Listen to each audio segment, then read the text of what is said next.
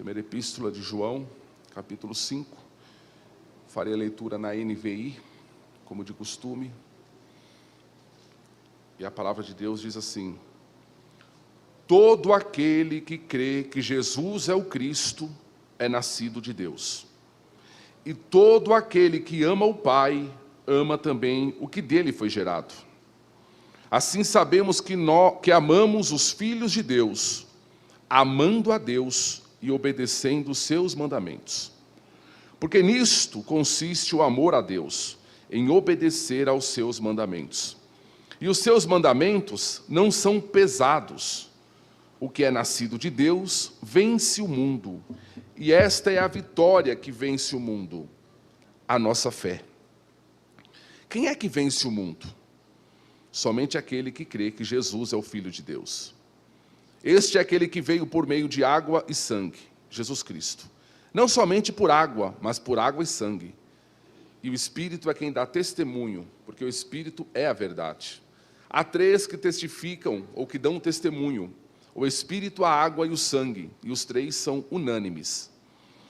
Nós aceitamos o testemunho dos homens, mas o testemunho de Deus tem maior valor, pois é o testemunho de Deus que ele dá acerca de seu Filho.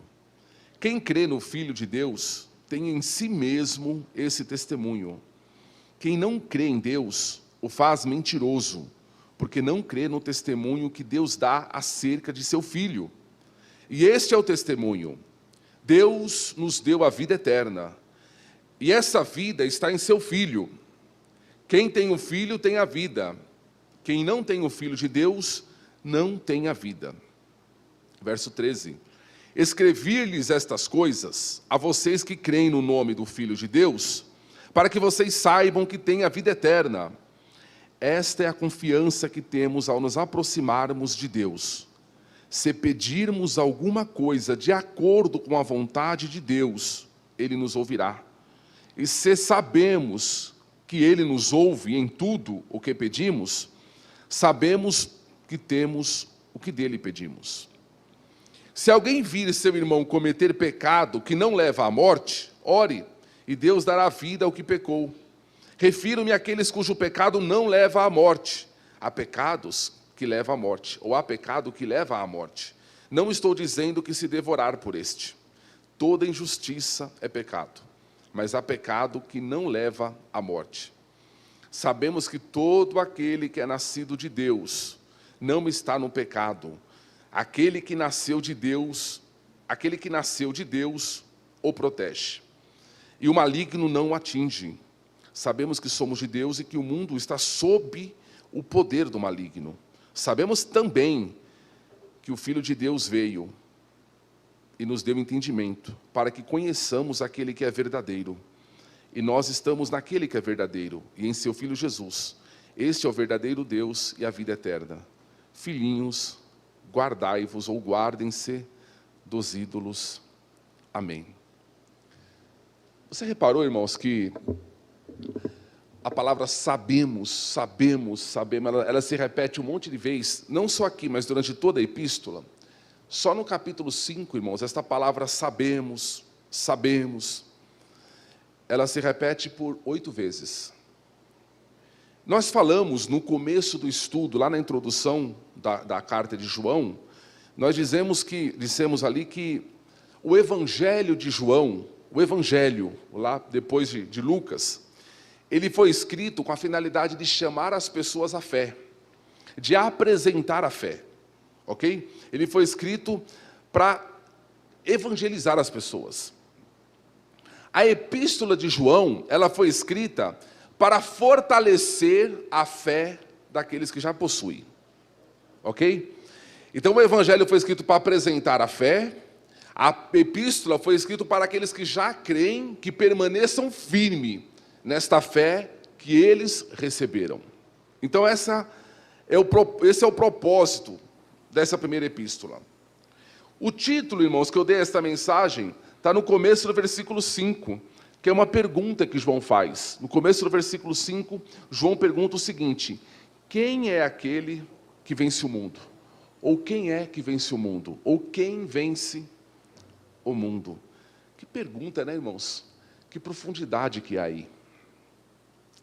Este capítulo, irmão, só para a gente introduzir aqui essa mensagem de hoje, ele traz, portanto, uma segurança que há em Cristo e de como a igreja, irmãos, por meio da fé, ela caminha num solo firme, sólido, seguro, porque ela caminha na verdade. A vida eterna, irmãos, ela requer certezas. Certezas. Não pode, irmãos, haver achismo quando se trata da eternidade.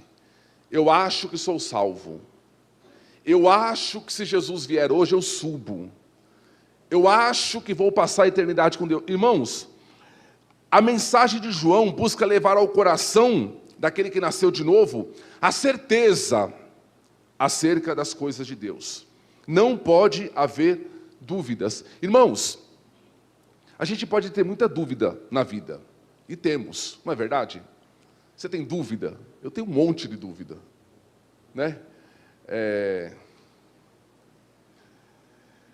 Como uma pessoa que chegou uma vez no banco, na mesa, e falou assim, eu estou aqui cheio de problema, eu queria uma dúvida. Eu falei, eu tenho um monte. Ela falou errado, ela queria uma resposta, né? A gente tem muita dúvida. Dúvida sobre a carreira, dúvida sobre a família, dúvida sobre o amanhã. A gente tem dúvida. Mas quando se trata, irmãos, da eternidade, irmãos, onde nós estaremos, não pode haver dúvida. Não pode haver dúvida. O crente, irmãos, tem que ser alguém que esteja sempre pronto para morrer. Você tem que estar pronto para entrar na eternidade hoje, agora. Não pode haver dúvida nisso. Essa é a expressão. Por isso que eu falei no começo, irmãos, que durante a carta a gente vai ler muito, irmãos, a expressão sabemos, sabemos, sabemos. Não há dúvida. Não é achamos. Achamos que aquele que... Achamos, não tem isso, é sabemos. O solo é firme. Nós não estamos falando aqui, irmãos, de areia movediça. Estamos falando aqui de rocha, de algo seguro. E a firmeza, irmãos, desta caminhada, ela está fundamentada, alicerçada em três fundamentos: o amor, a fé e a obediência. É este que começa a falar aí, aquele que crê, aquele que obedece, né? Aquele que ama. É isso que João vai falar, é o amor, a fé e a obediência.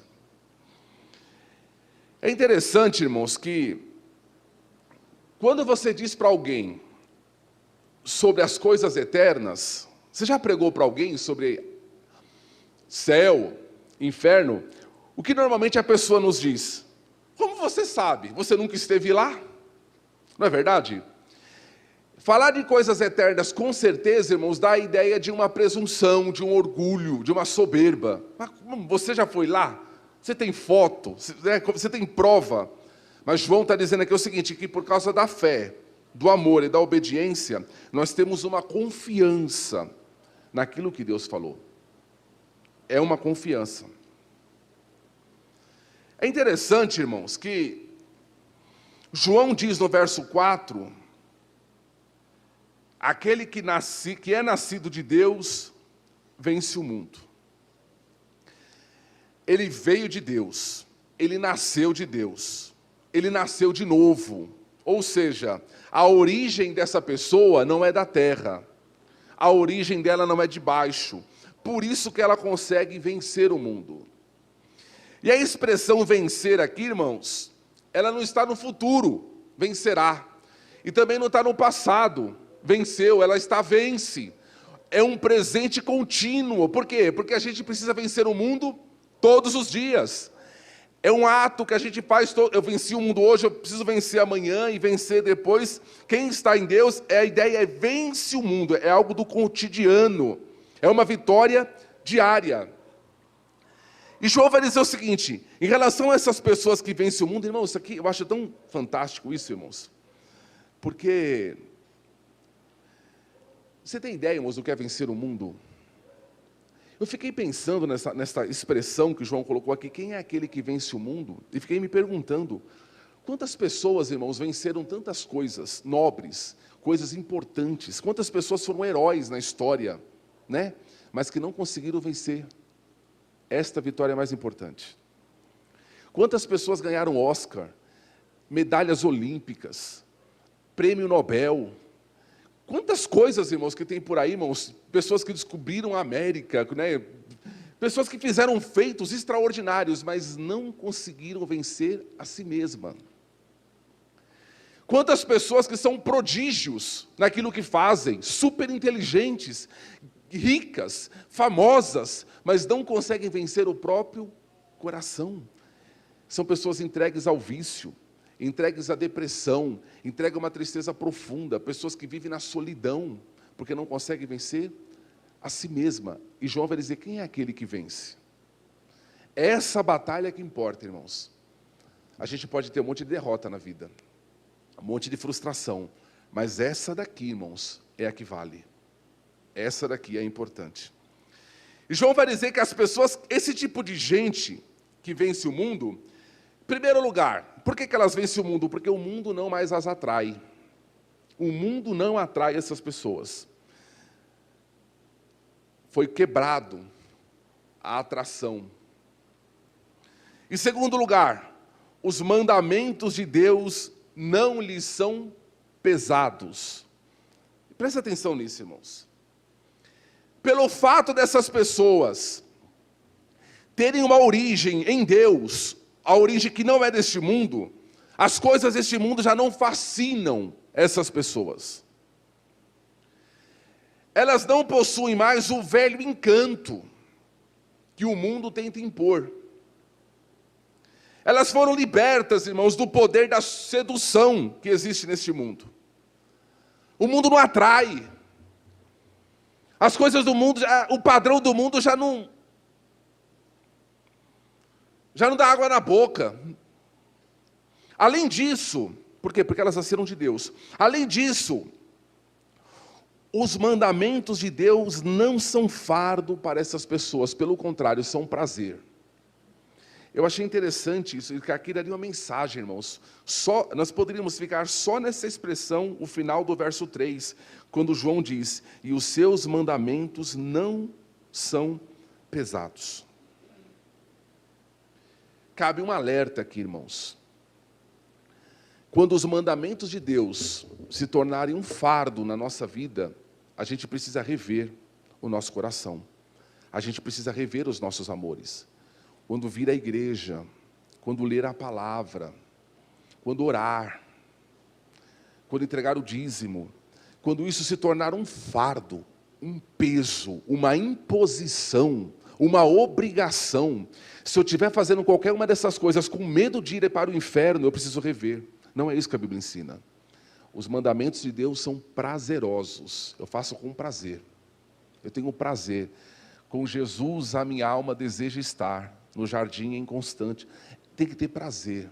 Eu tenho que sentir isso. A minha alma precisa. É como se fosse respirar, comer, me alimentar. Ler a palavra, irmãos, tem que ser como se você tivesse aquele churrasco com picanha suculenta. Eu preciso me dar prazer, porque eu sei que o que tem ali vai me mudar, vai me transformar, vai me alimentar, vai me fortalecer. Os mandamentos de Deus não são pesados. Porque para quem não nasceu de novo, irmãos, os mandamentos de Deus são um fardo insuportável. São cargas terríveis, sufocantes. Para uma pessoa que não nasceu de novo, os mandamentos de Deus, irmãos, é como se fosse uma ameaça para a sua liberdade. A liberdade que ela criou.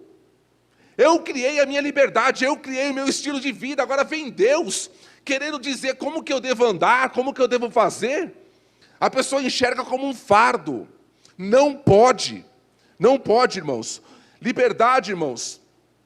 Os mandamentos de Deus, irmãos, são constantes fontes de irritação, de privação, para a suposta felicidade de quem não nasceu de novo, irmãos.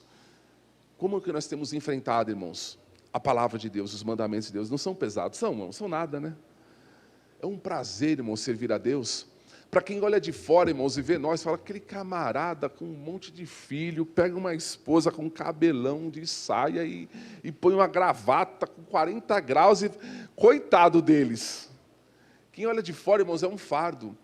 Mas a gente sabe, irmãos, o prazer que há nisso. Louvado seja Deus. Deve estar ganhando, não, pelo contrário, estamos investindo. Porque temos prazer. Os mandamentos de Deus não são de forma nenhuma pesados. Os filhos de Deus, irmãos, eles sabem um conforto, a proteção que há nos mandamentos de Deus. Agostinho dizia o seguinte: ame a Deus e faça o que você quiser. É assim, o crente vive assim. Ame a Deus e faça o que você quiser.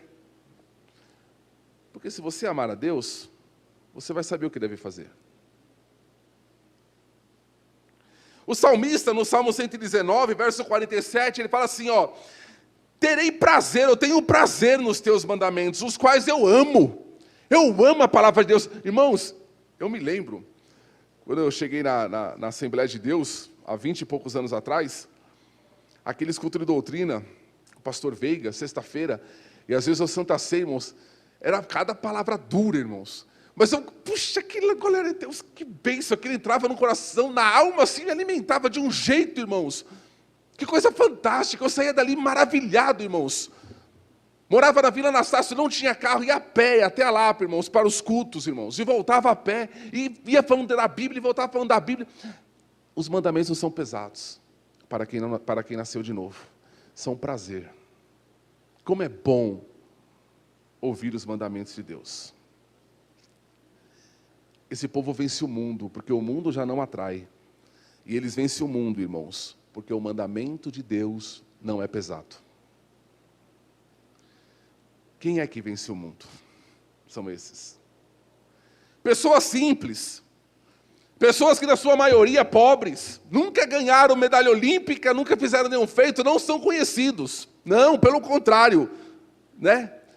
Mas as suas perspectivas são outras, os seus padrões são estranhos, as suas preocupações parece que são diferentes das preocupações de uma pessoa dessa vida. A preocupação não é ficar rica, a preocupação é agradar a Deus. É aquilo que Jesus falou, a minha comida é fazer a vontade daquele que me enviou.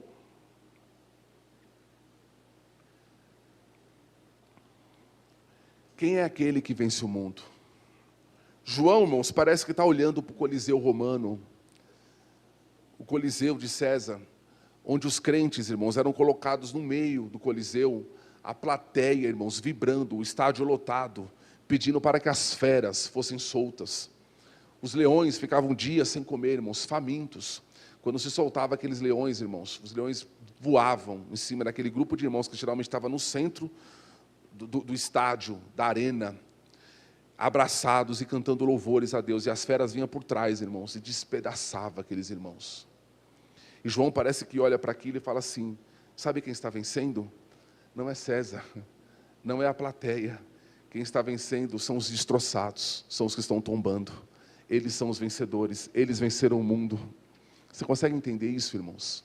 Isso é maravilhoso, irmãos. É saber, irmãos, que apesar de tudo, irmãos, nós estamos vencendo o mundo, nós vencemos o mundo todos os dias, irmãos, e a vitória é certa pelo sangue de Jesus. O segredo, irmãos, dessa vitória é a fé. Versículo 4, versículo 5, quem é que vence o mundo? Somente aquele que crê que Jesus é o Filho de Deus, é a fé. Mas não é a fé na fé, não é a fé em si mesmo, a fé nos talentos, a fé no governo, não, é a fé em Cristo, é a fé que está depositada em Jesus, na obra de Jesus. A vitória sobre o mundo está no sangue, está na cruz, está no fato de Deus ter se encarnado e morrido em nosso lugar. Essa é a vitória, irmãos. E aí, para João invocar isso, e aí João vai entrar num texto, irmãos, complicado, irmãos, que tem várias interpretações, várias formas de enxergar esse texto, mas a gente vai aqui pelo padrão, por aquilo a gente entende que seja melhor, irmãos. E João vai falar assim: este é aquele que veio por meio de água e sangue. O que significa, irmãos, aqui água e sangue? Várias interpretações, irmãos.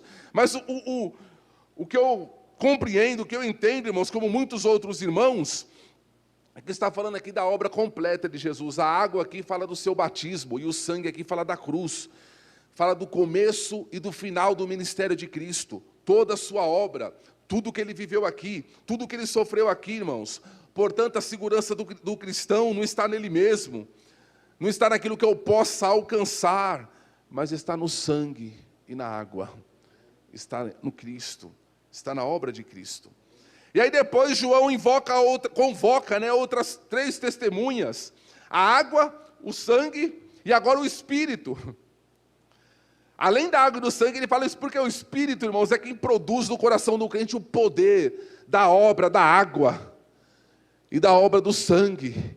É o Espírito, irmãos, quem gera em nós, irmãos, essa fé, quem faz com que essas coisas sejam claras, patentes, poderosas em nós, irmãos. É o Espírito quem faz isso.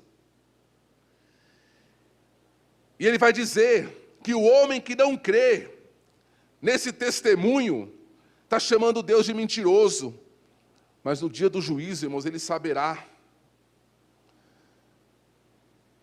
qual é a verdade. Estamos correndo aqui no texto, irmãos. Outra certeza, irmãos, que existe no coração do salvo é a certeza de que a sua oração é ouvida, ou as suas orações são ouvidas. Versículo 14: esta é a confiança que temos ao nos aproximarmos de Deus. Se pedirmos alguma coisa de acordo com a sua vontade, Ele nos ouvirá. Você deve ter a certeza, irmãos, de que todas as tuas orações são ouvidas. Mas você sabia que a maioria da resposta das nossas orações, irmãos, a gente só consegue perceber no longo prazo. A gente ora às vezes e quer que um raio caia, um anjo venha, um cavalo amarelo apareça, né? Mas Deus ouviu. E aí no longo prazo você consegue olhar para trás e falar: foi resposta. Eu nem percebi, Deus fez. Eu nem percebi, Deus estava agindo, Deus estava guiando a história, controlando tudo, e fez aquilo que eu pedi. Isso não significa, irmãos, que todos os desejos, um Aladim, né, a lâmpada mágica, todos os desejos vão se cumprir. Não, não é isso.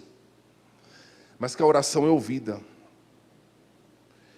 E quando a oração é ouvida, irmãos, não significa que a tua vontade, irmãos, vai prevalecer no céu, mas que a vontade dele vai prevalecer na terra, por meio da tua vida. O propósito da oração, irmãos, não é ajustar a Deus à minha vontade, mas é me ajustar à vontade dele. Afinar o meu coração, afinar as cordas, né, como diz o hino da harpa, do meu coração à vontade de Deus, irmãos. A oração não é conformar Deus à minha vontade, mas é conformar a minha vontade com a vontade de Deus. E uma vez, irmãos, e aí é outro texto complicado, e eu vou deixar para os teólogos. Uma vez que as nossas orações são ouvidas, o que nós devemos fazer? Versículo 16: se alguém vir seu irmão cometer pecado que não é para a morte, ore por ele, e Deus lhe dará vida. Irmãos, o terreno aqui é perigoso. Mas o que nós podemos falar é o seguinte: quando você vê um irmão pecar, o que você tem que fazer? Correr e avisar no grupo do WhatsApp que o irmão pecou, para que todos saibam e todos se afastem dele, porque ele é uma bactéria em nosso meio e ele vai contaminar a todos, ele é perigoso. Ore por ele. Não podemos fazer, irmãos, como fez Caim. Porventura sou eu responsável pelo meu irmão? É. A Bíblia diz que você é. Mais do que nunca, irmãos, a igreja precisa de intercessores. Um lugar de cura, de restauração, não de julgamento. Samuel disse assim, ó, longe de mim que eu peque contra o Senhor, deixando de orar por vós. Samuel disse isso para um Israel bastante rebelde. E aí, irmãos, o terreno se torna perigoso porque João vai dizer o seguinte, mas há um tipo de pecado que se a pessoa cometeu, nem peço que ore. Pecado para a morte. O que é isso? Aí eu vou deixar para os teólogos. Há várias interpretações do que significa esse pecado para a morte, que não é nem para a gente orar pela pessoa. Irmãos, eu nunca me esqueço, irmãos, de um testemunho que o pastor Donanel Camilo, o pastor da igreja de Minas Gerais, ele estava em Três Marias, eu não sei se ele está lá ainda, era um senhor de bastante idade, um senhor negro, muito gente boa. Ele pregou uma mensagem uma vez que ele disse que ele estava em São Paulo, pregando numa igreja, e após o culto, uma pessoa da igreja pediu para que ele fosse no hospital orar por uma parente dela que estava internada. E ele foi ali no hospital, chegando lá, pediu, apresentou a carteirinha de pastor, né, uma visita pastoral. Chegou lá no quarto, ele bateu na porta para entrar no quarto, um homem abriu a porta.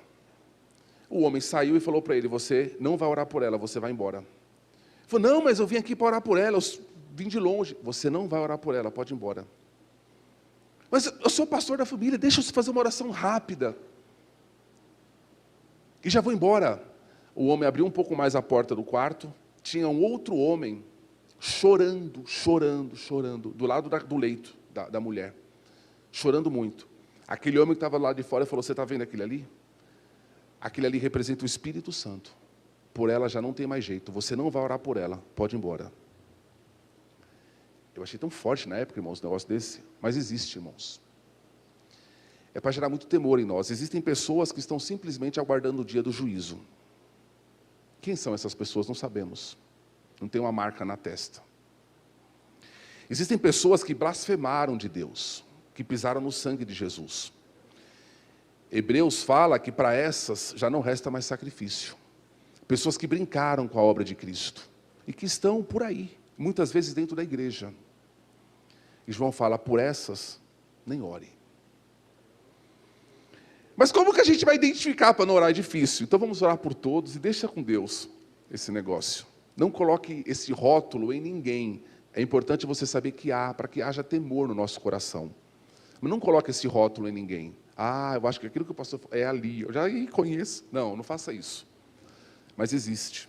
Judas fala bastante sobre isso também. Fala que são como estrelas errantes. E Judas, quando fala dessas pessoas, ele compara com anjos caídos. E ele não está falando de anjos ali, ele está falando de obreiros, ele está falando de crentes. E ele compara com anjos que já caíram, que estão simplesmente estrelas errantes, nuvens sem águas, estão simplesmente aguardando o dia do juízo. Já não resta mais sacrifício. Mas vamos pular, irmãos. Eu falei que era uma parte espinhosa aqui, não vamos entrar nisso. Mas, irmãos, são pessoas que... A expressão que é usada é o seguinte, são pessoas que pecaram de mão erguida. O que é pessoas que pecaram de mão erguida? Conscientemente. Tem pessoas que elas pedem perdão antes de pecar. Tem uma mulher, que a Bíblia fala lá em Provérbios, que ela ficava na janela para seduzir um jovem que passava. E fala assim, o meu marido foi viajar. A cama está pronta, perfumada. Tudo está preparado. E até o sacrifício eu já ofereci.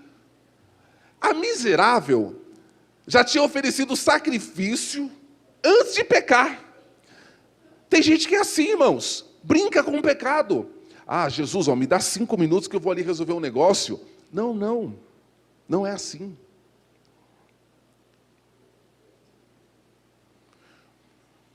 Temor, né, irmãos? Dá temor nessas coisas. O verso 18, irmãos, para nós já concluirmos, traz uma promessa para aquele que vence o mundo. Ele é guardado por Deus. Verso 18, sabemos que todo aquele que é nascido de Deus não está no pecado.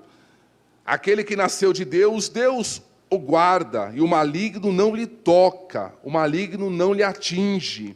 Irmãos, por que a pessoa precisa estar guardada? Ela não está imune ao pecado porque ela nasceu de novo? Não está imune não, irmãos. Não. O diabo nunca desiste, irmãos.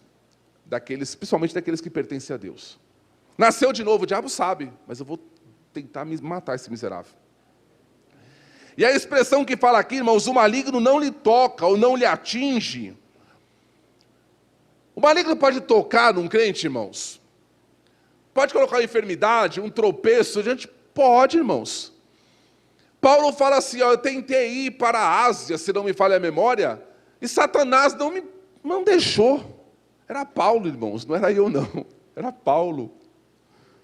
O diabo pode fazer um monte de... Pode, irmãos. Mas o que João está dizendo aqui é o seguinte, é que o diabo ele não pode ter domínio sobre a vida de um crente. Domínio. A palavra que tocar, irmãos, é deter, é dominar, é controlar. O maligno não pode controlar. Um crente pode ficar endemoniado, irmãos? Claro que não. Não. O crente pode ficar oprimido, irmãos. O que é oprimido? A ideia é de você ficar encurralado por Satanás. Tem um hino da harpa que fala assim, pode os laços de Satã todos me cercar, mas Jesus... Eu fico com temor de cantar aquilo, irmãos. Meu Deus, será que pode mesmo? É muito laço. O crente pode ficar oprimido a ponto, irmãos, de sufocado por uma opressão maligna? Pode, irmãos. Pode perder o sono por Satanás estar perturbando ele? Pode. O que não pode, irmãos, é ficar possuído.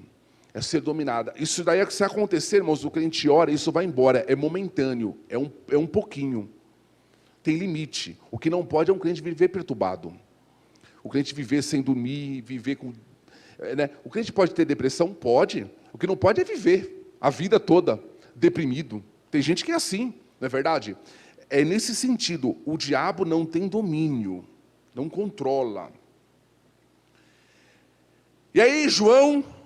vai no verso 19, nós já estamos acabando, dizer o seguinte, o mundo, sabemos que somos de Deus. Olha só tem duas categorias no mundo, nós somos de Deus e que o mundo está sob ou debaixo do poder do maligno. Só tem essas duas categorias no mundo.